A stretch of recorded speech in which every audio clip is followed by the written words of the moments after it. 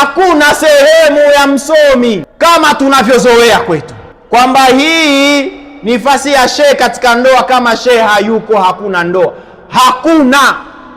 Na haya tumeyasema kufata mila za makafiri, ambao wao mwanaume anashika mwanamke mkono, padiri ama pasta anaweka mkono, anabarikia ndoa. Hakuna hayo katika Uislamu. Na ndio maana maswahaba walioa bila mtume kujua, na wakakutana na mtume barabarani. Mtume akamuuliza, mbona umenawiri, umeoa? Ndiyo, nimeoa. Fanya basi walima, tangaza ndoa yako. Hili lifahamike ya kwamba hakuna kitu kinaitwa baraka ya ndoa ya shehe, hakuna.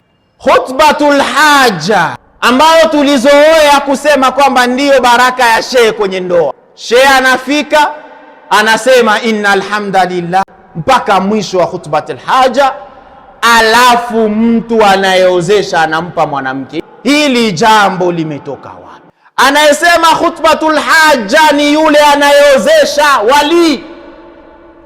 Unataka kumpa mtoto wako mwanamke kwa mwanaume, unamwambia yule mwanaume innal hamdalillah nahmaduhu mpaka mwisho wa khutbatul haja, kisha unasema mimi fulani baba yake na binti fulani na kuozesha binti yangu kwa mahari mliokubaliana na mengineo katika sura utakazozitaka. Huyo mwanaume anasema nakubali na ndoa imemalizika.